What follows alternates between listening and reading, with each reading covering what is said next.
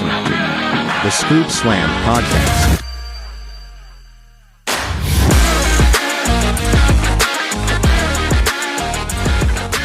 Hello, everybody, and welcome back to the Scoop Slam Podcast. Another week of wrestling to break down here for you. As always, I am Micah. On the other end of the call, the co-host, the historian, and Luka's number one fan, it's Ryan. Yes, just me, Oos. Ready to scoop slam this thing, Micah. Let's get to it. A lot of stuff will happen this week.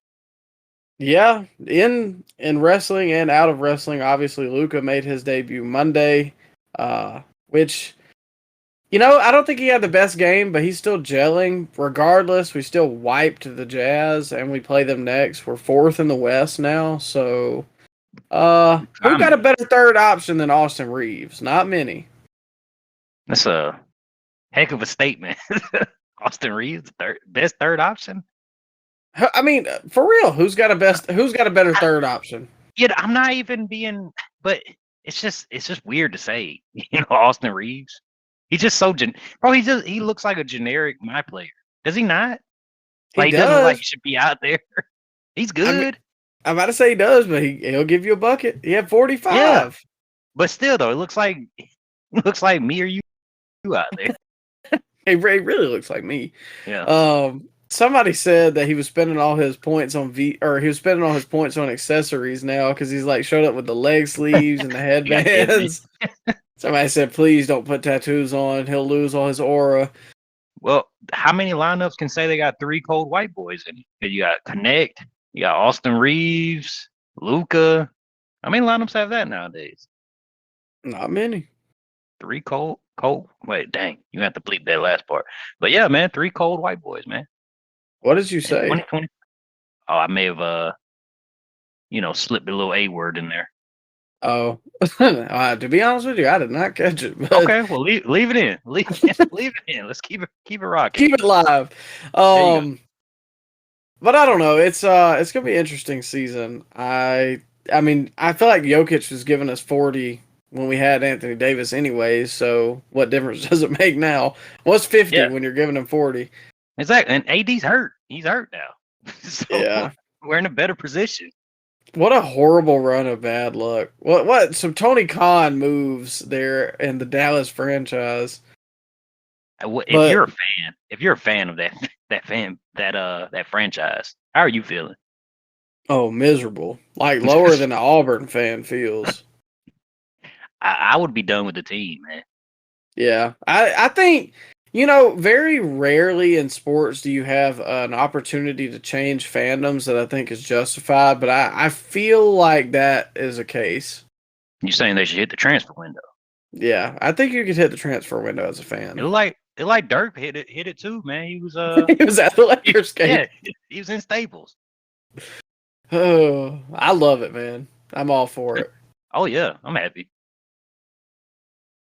Well, speaking of some bad executive moves, we'll get to our first topic of the week, Ryan, which is releases galore, specifically from AEW. And this is a very trending topic because one of said released wrestlers just debuted tonight, which we can also talk about. But this past week, AEW released Miro, Malakai Black, and Ricky Starks. And spoiler alert, if you're not caught up on... They released Bear Bronson, too. Gotta give Bear a shout-out. Well, we're not giving a shout-out. Okay. Yeah. I think I was about to say shout-out might be a little... maybe like a warning sign. Okay, we're waving them goodbye. Yeah. If you don't know what happened to Bear Bronson, I'll let you look that up on your own time, but good riddance. But mainly Malakai, Ricky, and Miro, and spoiler alert if you haven't watched NXT last night, Ricky just debuted in NXT. So Ryan, what are your thoughts about all these guys? Do you think they're all going to go to WWE, or, you know, do we see Miro maybe go to TNA or Japan? I don't think Miro wants to wrestle anymore. I'm being serious. I don't think he has the he lost his wife. he hasn't wrestled more than 5 matches in the last 3 years. I don't think he wants to wrestle. So I would not be surprised if he just hung up the boots altogether. I could see that, yeah. I mean, and he started taking some acting gigs too. So what was he? What did he act in? no, I can't remember exactly, but I swear he did like some acting. That was the argument in the basement for a long time. Oh, he's doing movies right now, so he can't be on the show. And then nothing ever got released with him in it. So I don't know if anything is gonna be seen. Is there anything? Is he in a new Marvel movie like Seth was? They got canceled and deleted. Remember Seth was in that. He was in a TV show in 2022, but that's it. Who, Miro or Seth? Miro. Oh, what TV show was that? I just had it pulled up, but it looks like it got canceled after one season, and he was only on the pilot. Oh, I was right. Yeah. I don't know. I mean, we'll see. I know he's been in Bulgaria a lot just because of some of the stuff he's posted on like his Instagram. I wouldn't be shocked. I think they definitely bring Malakai back in because obviously Zelina's there too, and Ricky just. Scoop, huh? Well, you know, I mean, we had a little chat this past weekend at MegaCon. There you go. Just a little chat. There you go. Can't reveal all my details to the fans yet, but keep your eyes peeled. But Ricky is the big one, and I think we've all known this for a long time. I'm really excited to see what he does in NXT. Yeah, we've met him. He's a nice guy. I know you haven't been a big fan of his throughout the years. I'm just saying, man, you've buried him in the past multiple times. I did not. But yeah, it's crazy though, because imagine telling a fan 6 years ago that jumping to NXT would be a great thing if you're an AEW wrestler. Like, it's just crazy how the perception has changed in the last 6 years. Yeah, because originally it was all the NXT guys going to AEW, and that was a big deal. And now it's just completely. It's like, once again, WCW-esque. All the young guys are disgruntled because they never got their chance. Ethan Page, Ricky Starks, Brian Pillman Jr. And I'm not even saying that those guys are necessarily going to be top tier WWE superstars, but there's no reason that they should have not been used higher in AEW. Yeah, and who's to say they wouldn't though? I mean, if you would tell a fan back in '90, then the top superstars of his generation, people would look at you like you're crazy. I mean, who knows? Maybe Brian Pillman Jr. could be somebody like that one day. Ricky Starks could be the superstar of tomorrow, which I think he does. He has all potential in the world. I'm a big Ricky Starks believer. I know you. I mean, you always try and bring this. You try and force the topic here. I'm just saying, but I'm a little perplexed though, Mike. I'm confused at the comments online because a lot of them are pretty negative about Ricky Starks showing up, saying that his ceiling is just NXT champion and he wouldn't have main event success on the main roster. I disagree with that. What do you think? I think it's insane. I think it's a lot of copium, no pun intended. That people they're having to do, as you like to call it, mental gymnastics to cope with the fact that they're losing what should have been one of their top stars because they gave him stop-start pushes. And everybody's like, well, he was a tag champ. He won the Owen Cup. Like, they gave him stuff. Sure, they did.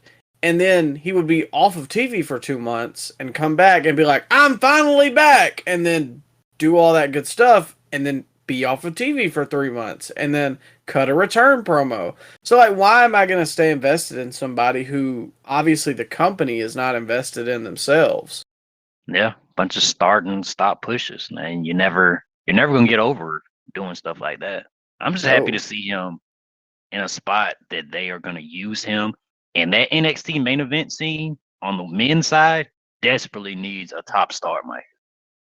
Yeah, I think, and while I mainly just check out clips for NXT, like on Twitter and stuff, I think I may really lock in and see what Ricky does for the next couple weeks just to see how it goes. I Okay. So we're they got reviewing one more NXT? viewer. We're reviewing NXT? No. I mean, unless something like major. No. That's The Rock shows up again, huh? Yeah, dude. We might talk about him a little later.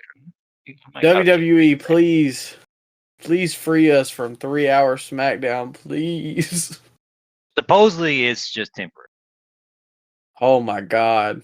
It is awful right now. There's just so much wrestling to consume, man. There's only so much I can take. I'm also trying to watch Invincible right now and the new animated Spider-Man show that came out. And there's games that I want to play. And instead it's like 6 hours of WWE TV every week. Well, Micah, you didn't see that big New Japan show last night. Oh god. Are you telling me that? You didn't watch New Japan last night? You guys don't watch Collision or review Collision every week? Remember when we had to do that every week? Review 4 shows every week? But we were colliders back then. That didn't sting as much. That is very true. But Ryan, before we get too far into the reviews, I have a champ contender cut for you. I'm gonna spring it on you. You didn't know this. All right. Surprise champ contender cut. So we all know what this month is, obviously, Black History Month. So I thought this would be a fitting topic today, Ryan. We got the greatest black wrestlers of all time. I got 3 for you to choose from. Champ contender cut, The Rock, Booker T, or Mark Henry. Oh man. That's start where the champ is obviously The Rock. I mean, there's no comparison.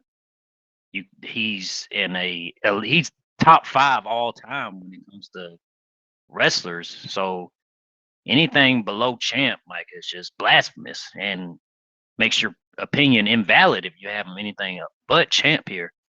So I'm going champ Rock now. Oh man, the last 2. That's because I was a big Mark Henry fan during that last maybe like 3-year stretch he had when he was doing Hall of Pain, and he had that pink salmon suit where he beat up John Cena. I was a big fan of that, especially at the time.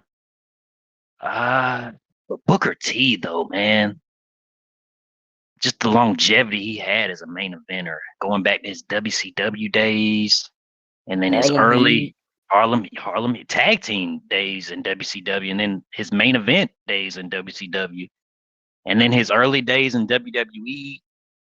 King Booker. King Booker. He had a main event feud with Triple H early on. Didn't go so well. But even his TNA days, man, I was really entertained by that African Nigerian accent he was doing with the main event Mafia. I don't know what that was, but I was really entertained by that. And even as a commentator, I don't think he gets his proper flowers. I really enjoy Booker T as a commentator. I know he takes a lot of heat online, but I always liked him too, and JBL, and everybody always knocks them both. But as a kid, I thought they were interesting. Even as an adult, I like JBL's commentary. Maybe it wasn't as great as it was earlier on, but yeah, man, I still Booker T is he still don't commentary for NXT.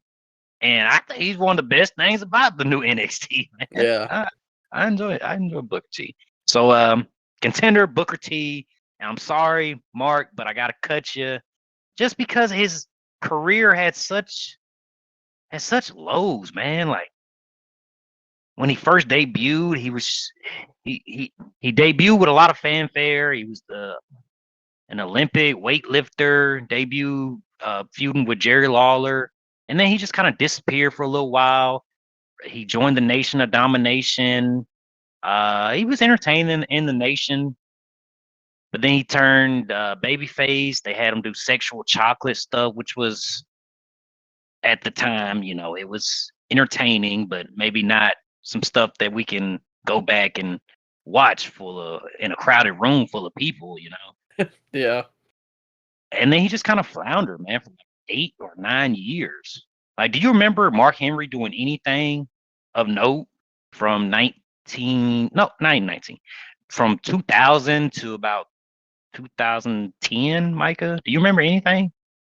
I mean, I remember him having the feud with Taker for Mania. but even then, it kind of felt like, Yeah.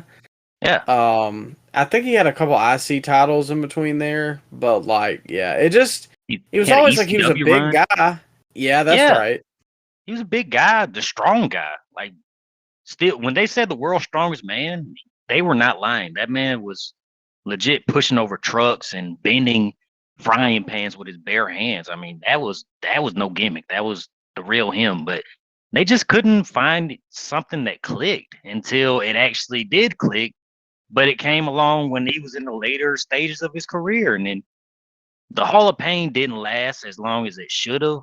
But then again, that main event scene was starting to heat up with the rise of Daniel Bryan, and Christian was in the mix, and I think Edge had a little one last run in him. Yeah, it was getting a little crowded around that time, so he didn't get the proper run that he should have, and he should have beat Cena in that retirement fake out he had. But as usual, John Cena goes over. LOLG, Cena wins.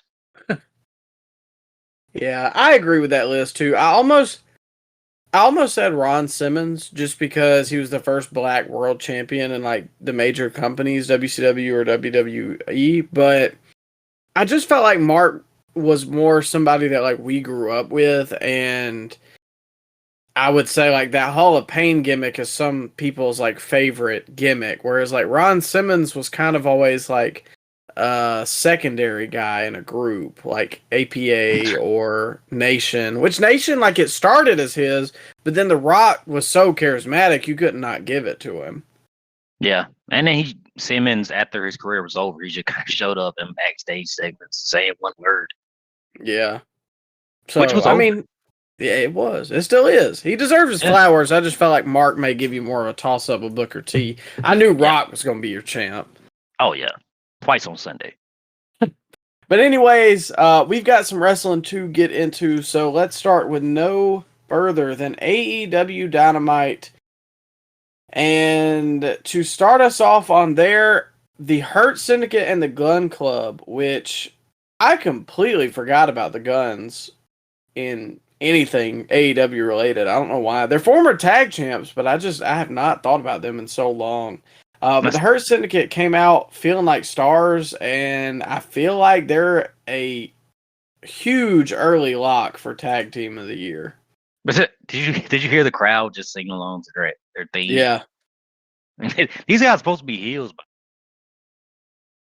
Well, when you're so over, I mean, how... who else are they going to cheer for? Not going to be Moxley.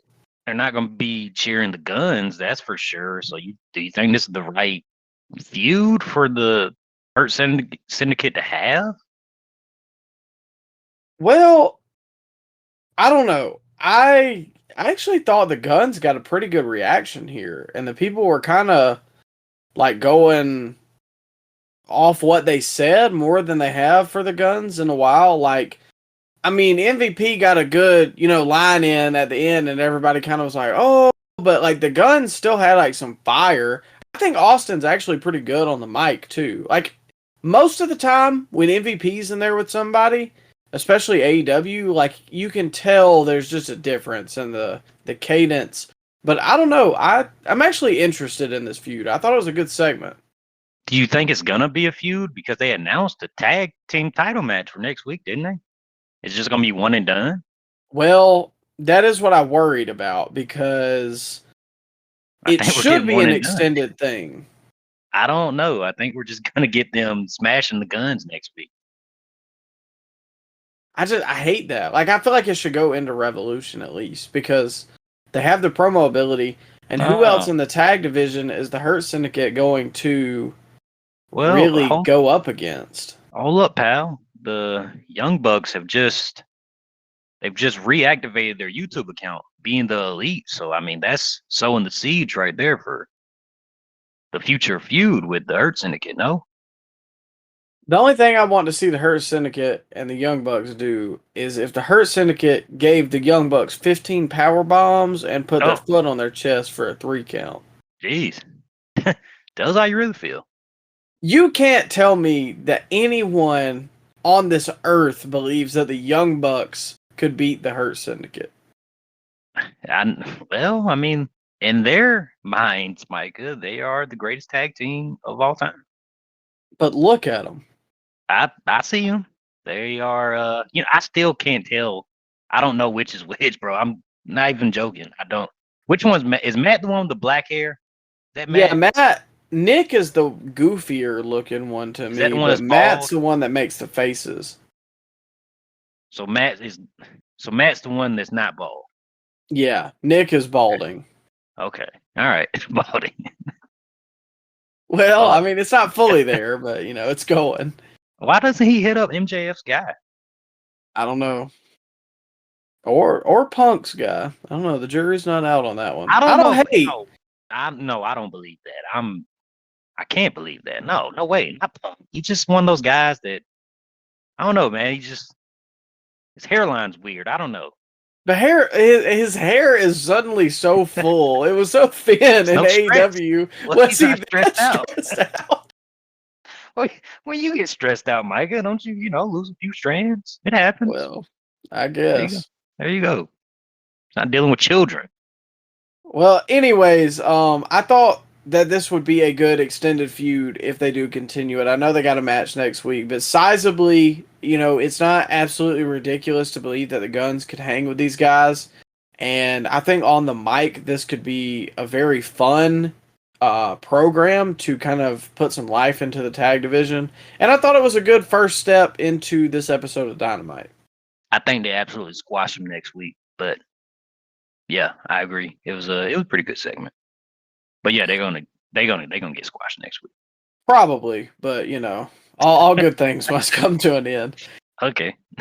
We'll move to the MJF promo, which oh gosh was weird. You're a drug addict. Your dad's better than you. Your brother's better than you. It's almost like we talked about all of these tropes that he hits, and he still hit them word for word the next week. Word for word, bar for bar. Yeah, that's what he does. Mid JF. So they're obviously teasing MJF and Paige. We're gonna get to that at one point in time, but I don't want to see it. I don't care to see it because the promos are not gonna be good. We're gonna get a CM Punk reference. Oh, of course. That's the two most over guys in the company is still Cody Rhodes and CM Punk. And so, who is going to be the baby face? We don't have baby faces here, pal. Oh, well, you got me there. Yeah. Everybody's tweeners because it's cool. Yeah. It's dope. It's cool. Yeah, you fed shield. We don't do that. Also, how ridiculous was it that Caster ran out there and then Paige goes, "Oh, hey, man, hit my music before I walk out." And wait, hold up now. That was a little weird because Hangman chased him away from the backstage interview area like 30 minutes before that. Did it take them 30 minutes to run to the ring? Well, originally he said he was going to his car, so maybe he chased him into the parking lot and then back to the arena. How much stamina do these guys have? Oh, well, they're all cardio over there in AEW. They don't have rest holds, brother. Okay. That's all they do in the Fed, man. That's a good one. But then the major talking point, Dustin Rhodes comes out and yeah. He cut a way better promo than I was anticipating. I still don't know that I would necessarily call it good. He has an odd cadence, and it kind of felt like he was overly cussing a little bit. Yeah. But, I mean, it had fire. Yeah, I enjoyed it more than the Jeff Jarrett promo he had. Yeah. I believed him a little more than Jeff Jarrett. I mean, low bar to hop over, but yeah. Again, it's just, people got all pissed off online because they were like, "Nah, guys, like you guys are wrong about MJF." And then literally he did the same exact thing we talked about like 2 weeks ago. He made a big dig about his past. He obviously said he was better than you. He shamed the fans, and then he made his WWE reference. Like, it's all the same thing every week. I don't understand. Like, why are you booing me? I'm right. But no, add on to that now, Micah, that he has the Roman Reigns schedule that he wrestles once every 2 months. Like, why doesn't MJF wrestle anymore? How many matches It's been has like he that had? for a long time, though. But why is that? It's probably in his new contract, if we're being That- completely honest. Isn't he like 28? He has the Brock Lesnar schedule at 28. I mean, Jesus. genuinely, how many matches did he have last year? He wrestled Daniel Garcia. He wrestled Ospreay twice. He wrestled Yeah. Adam Cole. So why can the mascot Orange Cassidy wrestle every week for 3 straight years, but MJF can get 5 matches in 6 months? Like, make that make sense. And he's always on the same, like, I don't know. It's just so repetitive with him. It's the same time every segment or every show. He's like dead center in the middle of the show. And it's just the same type segment with a revolving door of cast that he's in the ring with. And it's like, he was with Jarrett, and now we kind of didn't really get a follow-up on that, and now it's Dustin Rhodes. Is he going through his legend killer phase where he's calling out all the washed up 90s wrestlers that they have? He should have hit Sting. Man, he should have retired Sting. That would have been better. Did something. Yeah, that would have did something for him, too. But do you hear when he called it all elderly wrestling? He said, we don't want all elderly wrestling. But the main event scene is literally Christian, Edge, Jericho, Moxley. Moxley, Jarrett was in the main events. He was doing marquee stuff on the show. I don't know, man. I wouldn't have called attention to that. No, they love to make fun of themselves or draw attention to the negatives, like bringing up Cody in this segment, where it's like, you're bringing up a guy to remind everyone that he left your show and went to a bigger circus and is now their top dog. Like, you saw he called out poor Jimmy Corderas on that. Jimmy Corderas, the former WWE, long time WWE referee, said something on X like, I don't have it pulled up in front of me, but he was saying, way to go, Max, bringing up the top dog in another company in your promo. And then mid JF just went off on poor Jimmy Corderas, man. I did see that. I don't remember exactly everything that was said. I'm sure he called him bald. I'm sure that was mentioned. Yeah. It's just, I think he mentioned Vince too. Do we not learn? WWF did that stupid Billionaire Ted segment, and it was looked on in poor taste. And then they really stopped like making fun of WCW, and they did their own thing, and it got over, and it worked. And WCW continued to try and knock the WWF, and they tried to spoil their results, and ultimately look at how that worked out for them. Why? Like, just do your own thing. Don't worry about the other guys, because it doesn't end up well for you. Because when you're riding high and you're flying close to the sun and everything is looking great, then yeah, it looks great to knock the other guy because they're the smaller one. They don't have anything going for them right now. But the minute them wings start to melt and you start to come back down to earth, now look at how ridiculous you look saying, oh, I think in 3 months we'll be beating Raw in ratings. And that's been 3 years. Yeah, man. They don't have any other way to get reactions out of the crowd. So when in doubt, just mention something WWE related. And that's why the fans treat the Hurt Syndicate as the biggest stars on the show, man. Because guys from the other side coming in, that's a big deal. Because they're looked at as more. And the AEW guys are looked at as lesser. And they also feel different than everything else on the show. And admittedly, which we got one more thing to talk about. I mean, I thought that this was probably the best Dynamite of the year, just because the other ones have been so awful.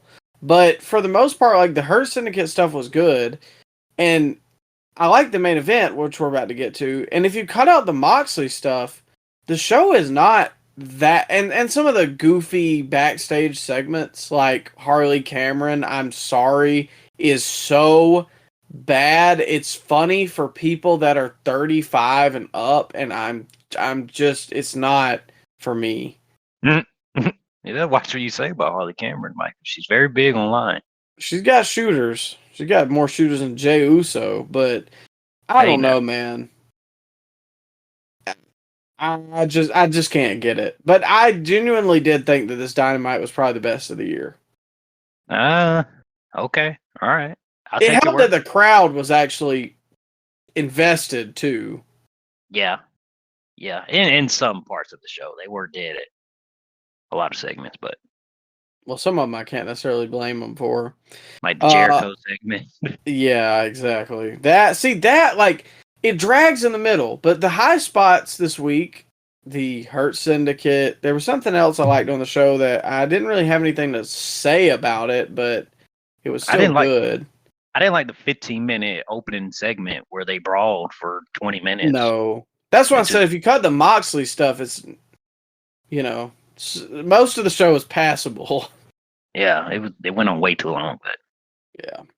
But that moves us to the main event, which was Swerve Strickland versus Ricochet, and this was obviously a grudge match they've been building to, so the hot start makes sense. I don't believe anybody else did it in the rest of the show, so already off to a good start.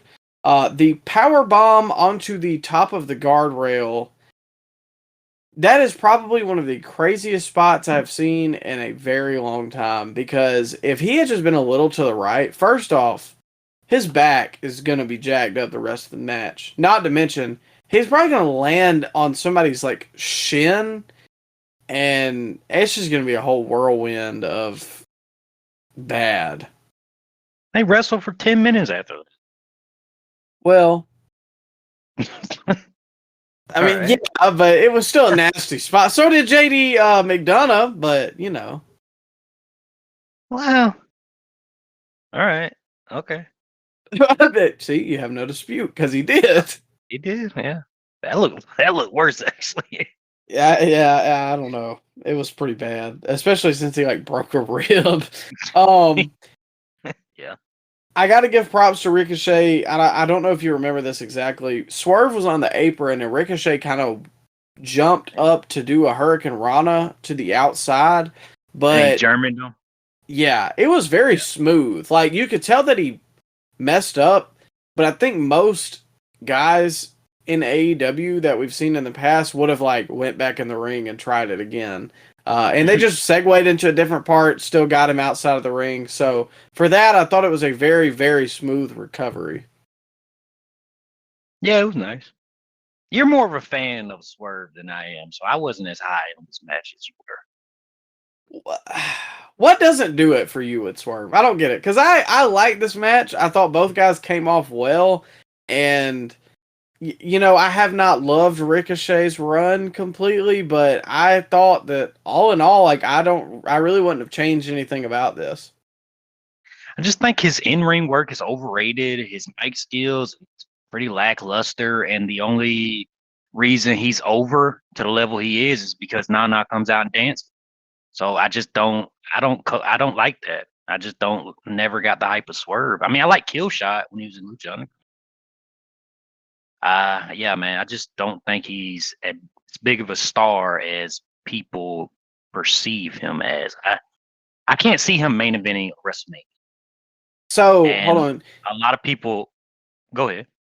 You said his ring skills are lackluster. His promo skills are lackluster. And the only reason he's popular is because of a dance. Yeah.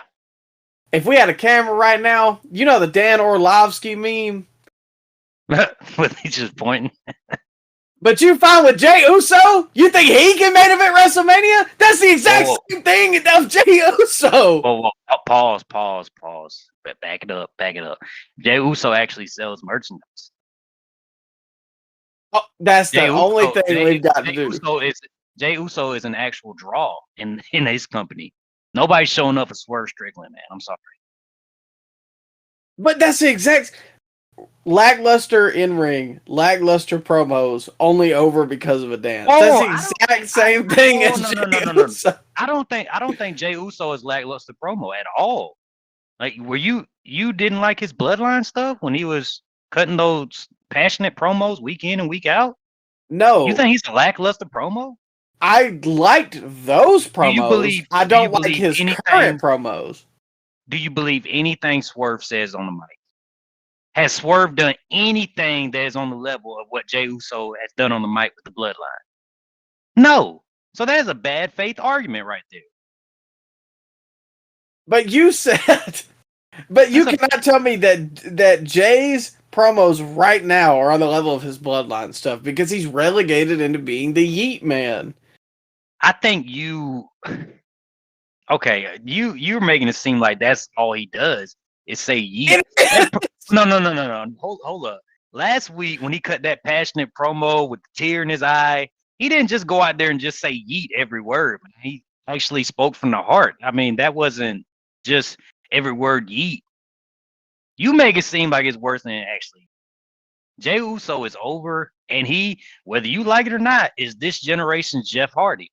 And that's what them little young kids at the show, man, that's their Jeff Hardy. He can do no wrong. They're all wearing Yeet shirts, Micah. You were that same way with Jeff in 08, 09. How do you not see that? Because Jeff was different, man. Jeff didn't have no promo skills. Jeff Hardy wouldn't be as over as he was if he didn't jump off the ladders. Yeah, but no, Jeff, come on, man. Jeff didn't have to cut a promo. He was charismatic. Jay is 10 times a better promo than Jeff Hardy is. Whoa. You know maybe it. 5. Oh, 5, okay. Maybe Bloodline Jay, not Yeet Man Jay. Jay is still capable of cutting those type of promos. Then why is Big Jim cutting better promos on SmackDown than Jay is? Big Jim ain't got the catchphrase to fall back on. But okay, then that's what I'm saying. You just said all Swerve is over is because Nana does a dance. That's the only reason Jay's over. But Jay was over before the Yeet. A little bit, not nearly as much. No, what? Man, he had a main event storyline with Roman going back to 2020, 2021. And it stunk. No, whoa. What? The early Bloodline stuff you didn't like? No, not 2020. I'm talking about 2022 when they tried to, or 2023 when they ran it back at SummerSlam, and you admittedly said on this podcast and in the back of my car that the match was bad. No, but I'm saying before that, 2020, 2021, Jay was old.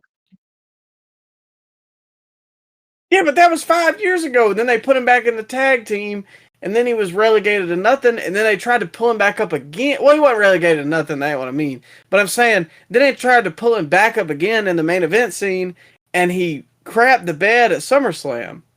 But, okay, the difference is, Micah, with Swerve and Jey Uso, I've seen Jey Uso cut great promos, even going back to when he was in the tag team with his brother, when they turned heel on the 2016 SmackDown, when they were cutting those great promos. And they dressed in all black, and they stopped doing all that little war chant they do in their entrances. I've seen them cut great promos. Jey Uso can cut great promos. Swerve Strickland rambles in his promos. He doesn't have great promo skills. The only reason he's over is because Nana comes out and dances for all those people. That is the only reason. I think bad. Swerve is a good promo. And then his in-ring where he just rolls around the mat like he's a ninja or something. And it's not good. It's better than Jay. Okay. So, what's your point there? I'm just saying. Is he? I don't, You your put Swerve- critique of Swerve is my critique with Jay, but you said, "Oh, Swerve can't main event WrestleMania, but Jay He can." can.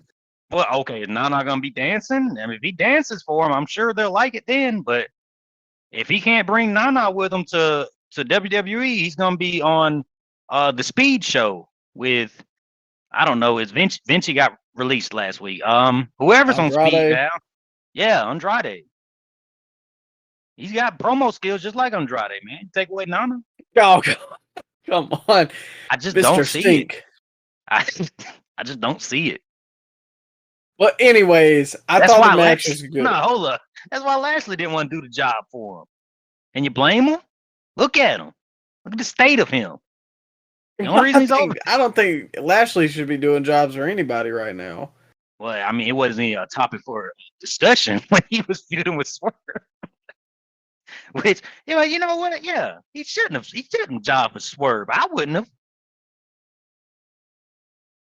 That should tell you all you need to know about Mr. Strickland right there. Piece of garbage. See, okay, now you just turned it. Nah, you done made it personal. If he's listening, we don't like you. Go away. Don't say we. I had to back up what I was gonna say because I forget we're a PG podcast. Anyways, let's move on. I thought Yeah. the match was really good. I'm sure you did not. I thought the Swerve Stomp reversal was nice because most of the guys just sit there and take it. Was it? Hey, hold up now. No. So wait, wouldn't he have just stomped through his arms? Why did he stomp the mat? How did that make any sense? What you mean? Because you remember the finish of that match? He Yeah. was setting up for the Swerve stomp, and then Ricochet held out his arms. Why didn't he just stomp through his arms? Why did he stomp the mat? No, I thought when Swerve was coming down, he flung his arm up, caught him in the cods. But how is that? Wouldn't he just stomp straight through that? How did that make any Depends on the sense? angle, because if he hits him in No. the chest, I mean, you can still move your arm up. Nah, come on, man. That didn't make no sense. Should just stomp straight through it, man. I liked the finish. I thought it was good. Of course you did. You're just a hater. All you do is hate. All right, man. That's Micah's favorite Dynamite of all time. Ladies and gentlemen. There it is. Come on. I said it was a good show, and I like Swerve. What's wrong? You boo me because I'm right. And Ricochet stormed off with his jacket on. I'm sure you were excited to see that. You want to see where Ricochet goes from here, huh? I think it was a good idea and a way to solidify him as a mid-carder. Well, what's up with the scissors? Did he steal them from Max Caster? That I don't know. Okay. Is it because he's bald? And that's why they use scissors? What? Why you bald? What kind of dumb question is that? Why you ugly? Well, that's a valid question. Why is he bald? Okay. Anyways, Friday Night SmackDown. Yeet down. You proud of yourself? Now, there you go. Let's move on. To start us off, we got Drew, Big Jim, and LA Knight. And Drew basically came out and talked about how he was happy to be in a new non-toxic workplace. I love that Drew's gimmick is kind of using the stuff that they said about Punk. That was funny. Yeah, that was hilarious. There was another line he had in there too that I thought was a dig, but I didn't write it down. But was that about if you would have said yeet first, you'd be in Jay's spot? Yes, that, and I think he was like, now I don't have to deal with like people backstabbing me backstage or whatever. And it's just funny to me because all I can think about is he literally just took all the Punk reports and was like, yeah, this is my new gimmick. I think Big Jim might be a better promo than Jay. And I know we just talked about that, so I won't rekindle that flame. You know, it's pretty crazy, though, that if Big Jim wasn't hurt from the start of the Bloodline storyline, that Jey Uso may have never gotten that original main event spot in the early days of the pandemic. How crazy is that? Yeah. I mean, where where would they even be on the card right now because the tag team division is so lackluster. Do you think the fact that Jimmy has all those DUIs, that's probably a reason why he never got a main event shot that Jay got? Well, Jay's got them too, don't he? I think Jimmy has a lot more though. I don't know. I mean, he might be in Jay's spot if he would just downloaded Uber first. I don't know. I think they just. I mean, but look at Jacob Fatu now, and look at what they're doing with him. I don't really think they care. No, come on, they care. I mean, they care, but not like I don't think they care that much. You see, they fired old poor Odyssey Jones, man. These allegations.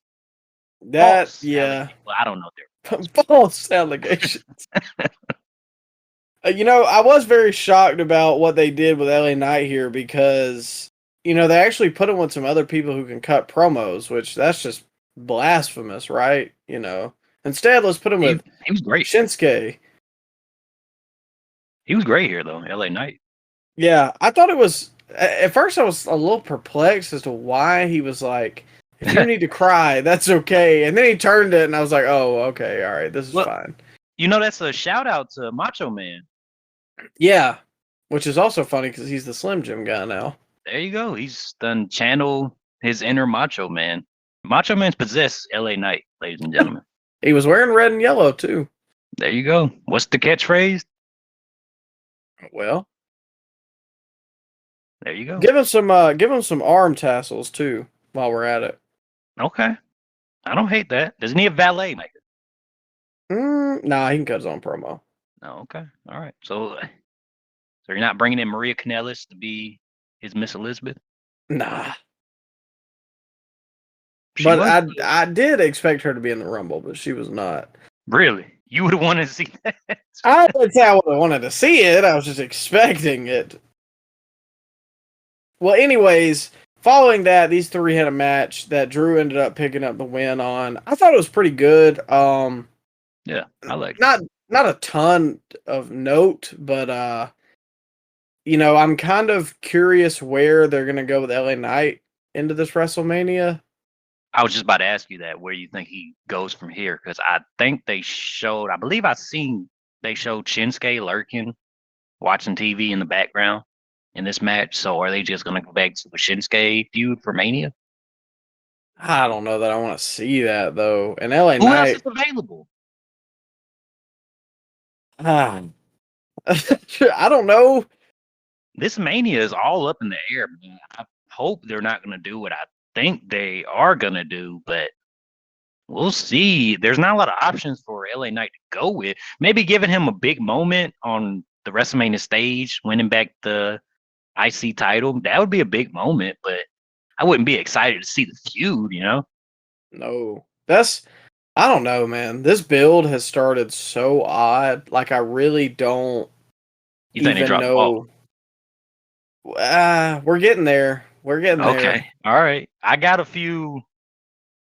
We'll talk about it later, but I'm very curious as to see how you felt about this main event angle they did. So, following this, we had the KO car segment, and That's the KO car segment. I'll let you break this one down. It felt like a YouTuber's apology. Did it not? Yeah. You already know my feelings about Kevin Owens. You didn't like this? I thought it was great, man. I thought it was okay. I thought it was some good stuff, man. He explained his action. Oh, you know what? Sammy is a bad friend.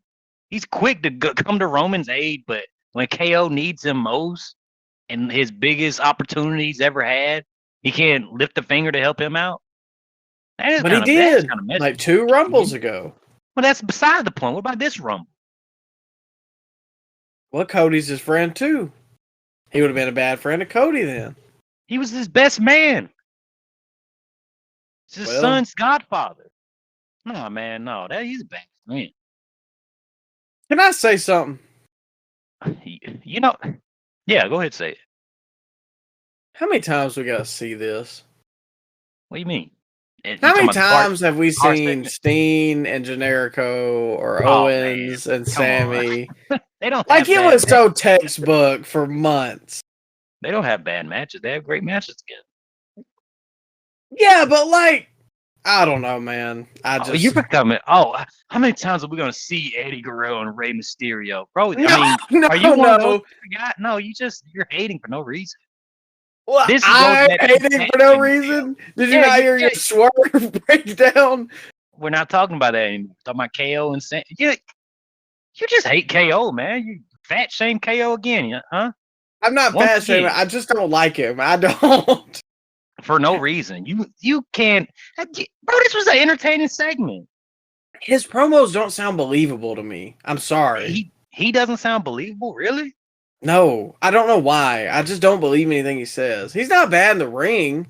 He's just blasé on the mic to me. I know that's a hot take because everybody always thinks Kevin Owens is crazy on the mic, but I don't know, man. He always seems like he's trying to meta the segment. I completely disagree. I think he's top 5 promos in all of wrestling. And do you think KO has you think he drives for Lyft or Uber on the side? Because he's always cutting those promo segments in his car. They might have to if they're cutting his check. Oh man, what? You know what?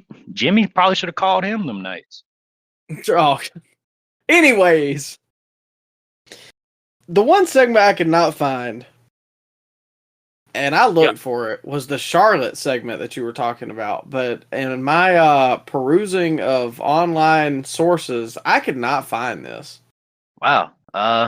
So Charlotte came out and she got a better reaction than she did the Monday before. But again, people were still not having it. The reaction online to Jey Uso winning the Rumble is completely opposite than what is happening in the arenas. But the reaction that Charlotte Flair is getting online is exactly the reaction she is getting in the arenas, which is funny to me. But yeah, man, she came out, and then of course Tiffy had to come out and confront Charlotte, which I don't understand, Mike. Why are the champions, why are they begging Charlotte to choose them? I don't understand that. Wouldn't you not want to be chosen? I guess just to feel like Rhea, I guess it makes sense as a babyface to be like, oh, I'm a fighting champion, I've already beaten you, it'll add to my resume. For Tiffany, I don't really know, because her whole thing has been kind of like a Weasley. Yeah, who's the heel here? That's what I was about to say. Is this going to be the Tiffany Stratton face turn? Who wants to see that? I feel like a good portion of the fan base. She's getting big reactions.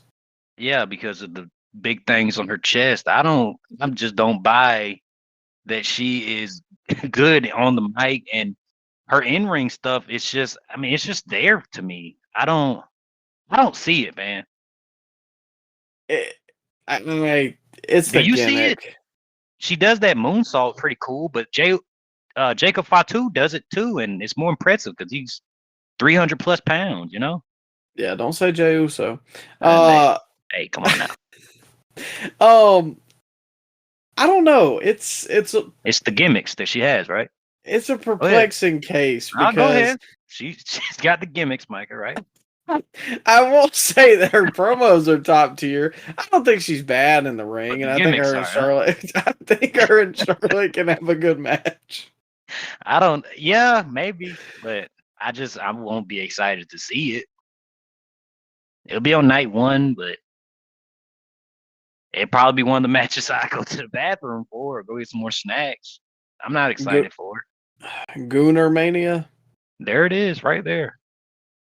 I don't know. I would be interested to see her and Tiffany because I feel like they would have a Rhea Charlotte match where it's like at the beginning you kind of anticipate it to be blasé, but then by the end of it, I think it could be good.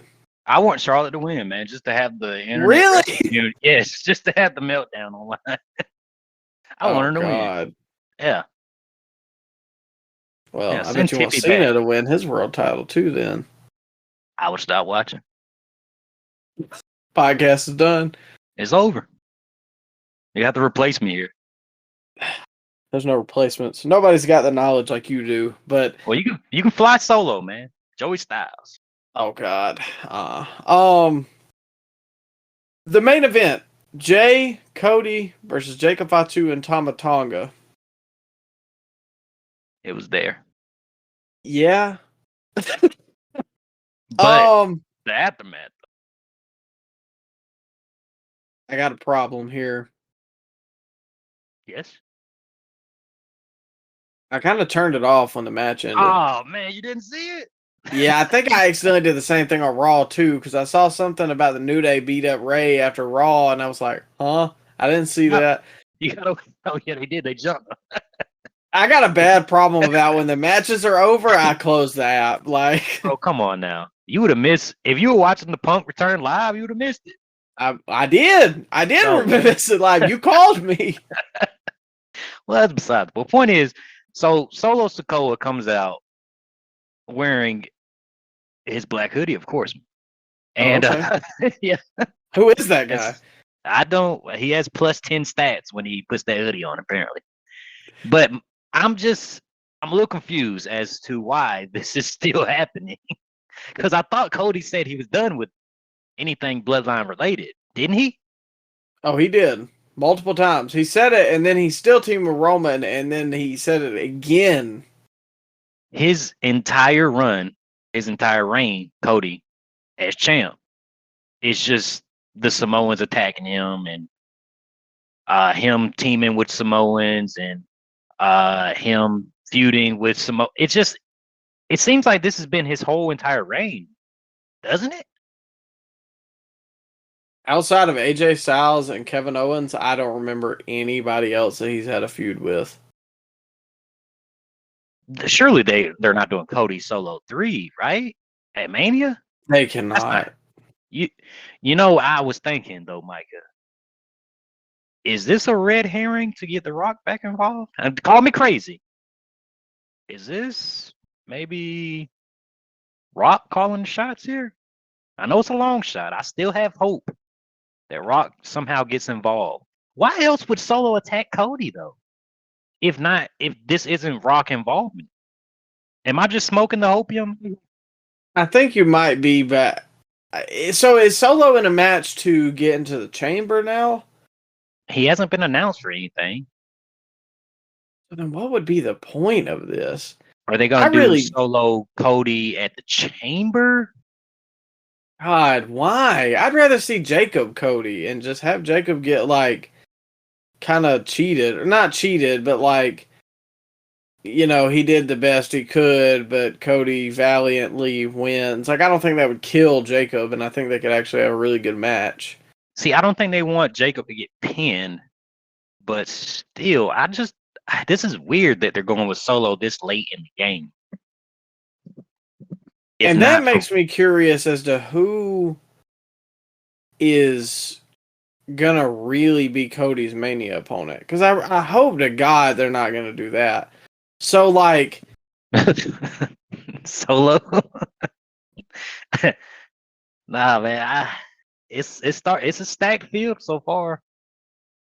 There's they leave one spot empty. I mean, they could, or somebody gets attacked. Yeah, that's what I was thinking. But I just don't know, man. This Mania build is so weird. It felt like we knew everything so early last year. But we still have so much time now. Because Mania is until the end of April now. We got 10 weeks. That and like, I don't know where Punk is going. I don't know where Cena's going. I don't know. I mean, the rumors are Roman, Seth, and Punk, but like, I could very much see that just being Roman and Seth. And then where does Punk go if he doesn't win the Elimination Chamber? Do you want to see that? Because I surely do not want to see Seth. I would rather see it than Punk, Roman, and Seth. But then you have Punk versus Cody? Yes.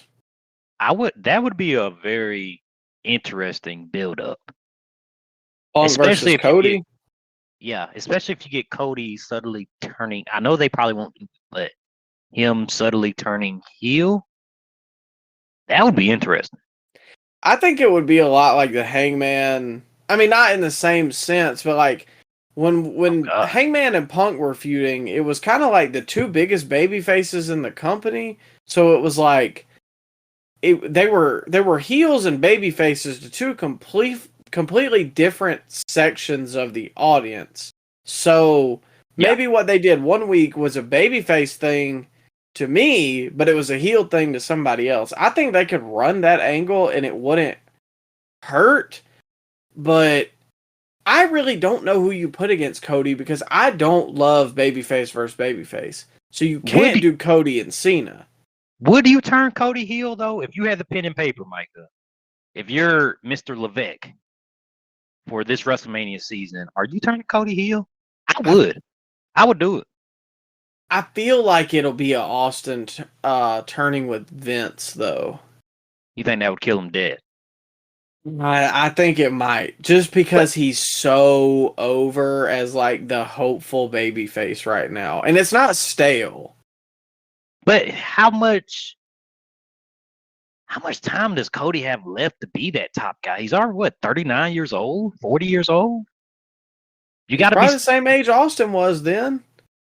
But they were like phasing Austin out at that point, because Rock was pretty much at that same level.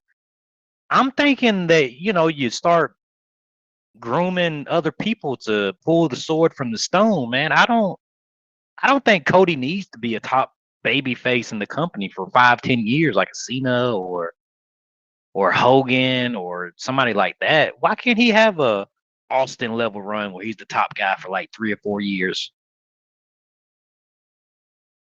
I mean, maybe. I don't know. I think a lot of people are expecting that, and he kind of showed that with the KO thing. But you've also got Randy waiting, and there's that feud. That's true. Where is Randy? Is he not going to be there for the WrestleMania season? I would be shocked, but I thought that's what they were going to have him and KO do. A lot of people were shocked that Rock turned heel last year. That was something that they never would have did if Vince was still in charge. So maybe Triple H has a different way of viewing these type of things. I don't know. Something's got to turn up soon though, because Mania needs a little kick in the tail to be interesting. They need a shot in the arm, yeah. But we'll move to Monday Night Raw just real quick. We got obviously Jay and Gunther started off the show, and Electric. Jay came out to that big entrance with the rerun, and personally, Gunther's a babyface in my house for ruining that rerun. Come on now. Yeah. Man. You're not rocking with Gunther? If you think about it, Gunther is basically an avatar for all of Jay's haters. Yeah, I'm living vicariously through him. Yeah, I'm cheering for him at Mania. Yeah, bro. I mean, Gunther is basically, he's the guy that thinks the ring is sacred and doesn't like all the sports entertainment stuff. It's a pretty interesting story they're trying to tell here. You may not be locked in on the Jey Uso experience right now, but you cannot deny that man is the most over guy on that roster. By far. By far.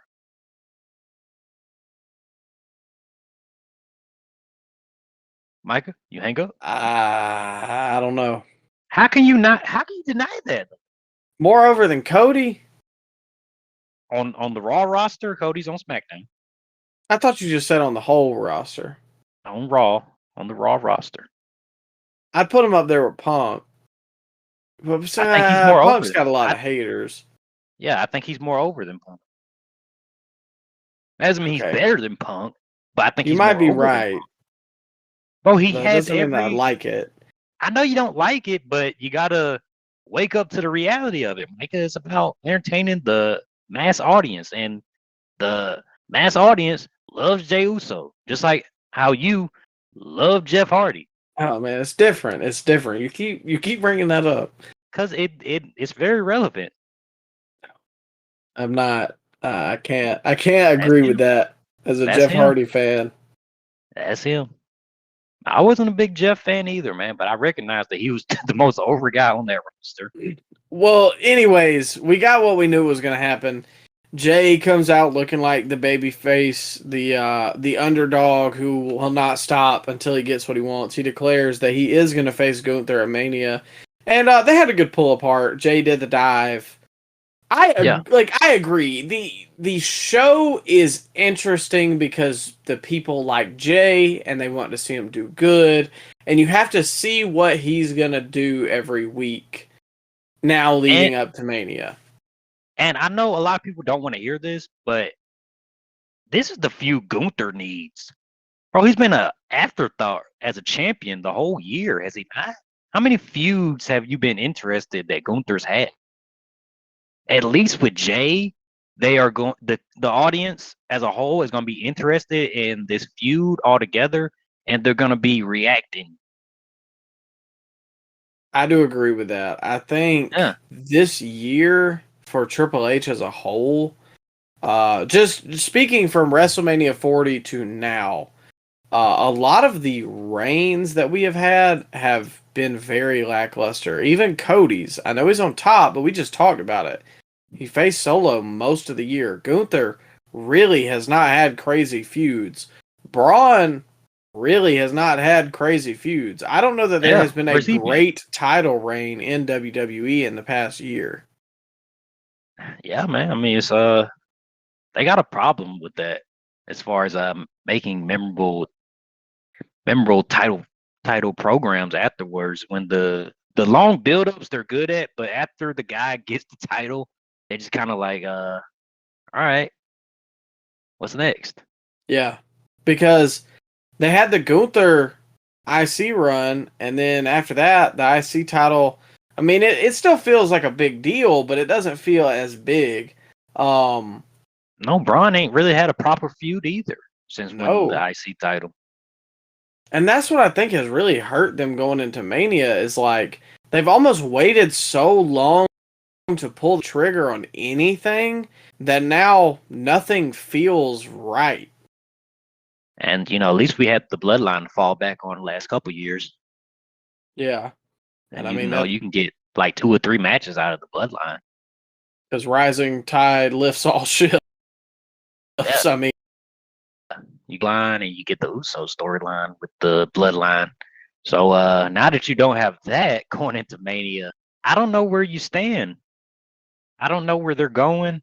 The only feud so far that they've teased that I'm interested in is the Jay Gunther stuff. So yeah, man, we'll see. But I don't know. I feel like they're dropping the ball with this WrestleMania season. I told you. I put it on TikTok and everybody hated me. I was defending you.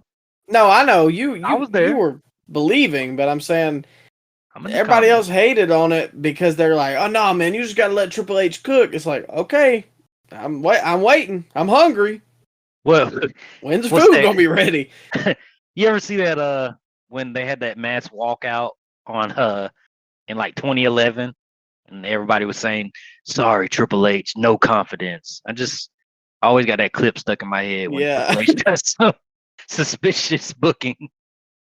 Sorry, Triple H, no confidence.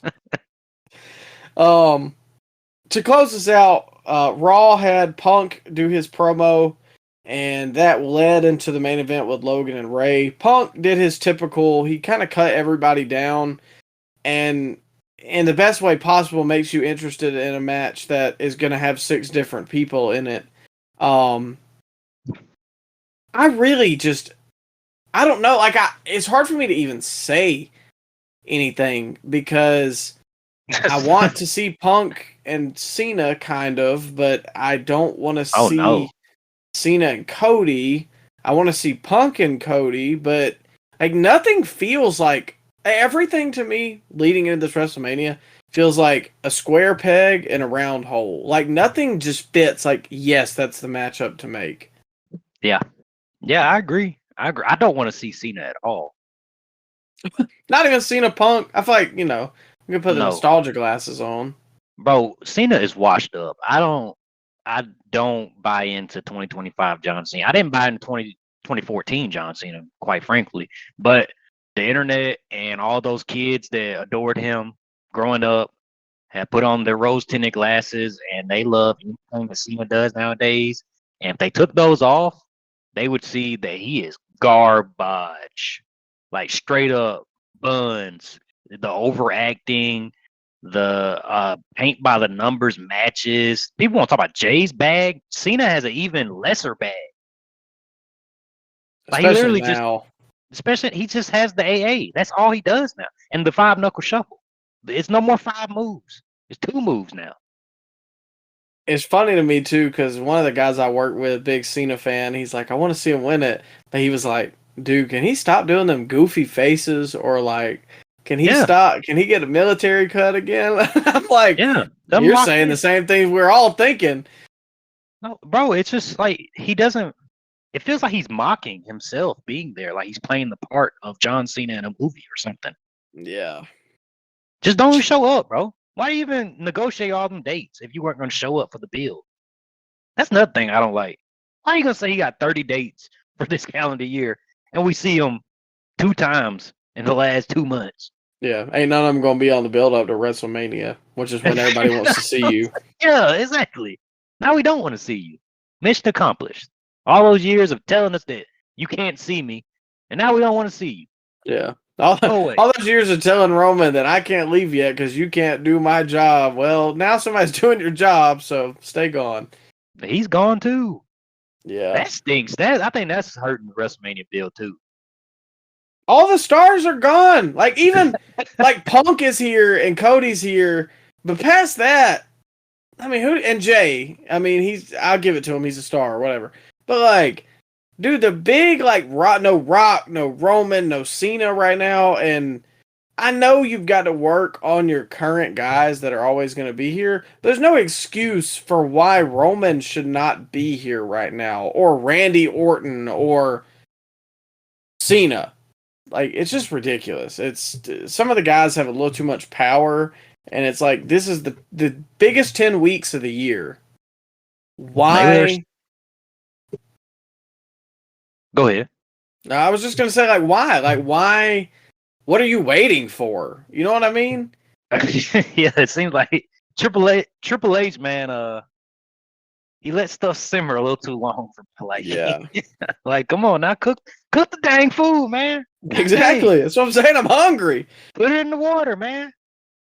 Lastly, Logan and Ray. I thought it was a good main event match. I think that might be the first power bomb I've ever seen Rey Mysterio do, which it was a little comical. Yeah, I did think that was weird. It was just so odd because he was low to the ground and like Logan was bigger than him, and then I was like, wait a minute, have I ever seen this before?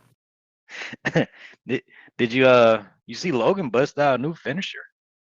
Like a pump handle DDT type thing? I liked that part of it. I thought you were talking about the little fisherman's carry moonsault he did. They got all the basement up in arms because he's stealing Adam Page's moveset. Did you see what I know we're running along, but did you see what Omega said on his Twitch stream? Yeah. He said, I'm glad that he's fooled all of you into thinking he's a good wrestler, but can he go night by night in the Tokyo Dome having banger matches? I don't think so.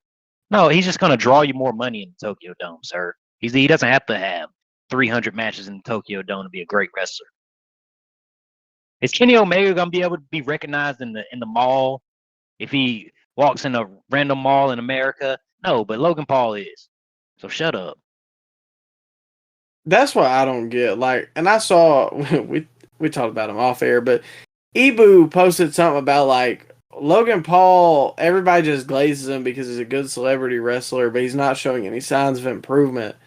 He had a great main event match with Ray. Like, I would say my favorite match of the week was Swerve and Ricochet, but like this was a good main event match, and Logan looked really good in there, and Ray still is like the stem cell god. So like I don't like what more could you want?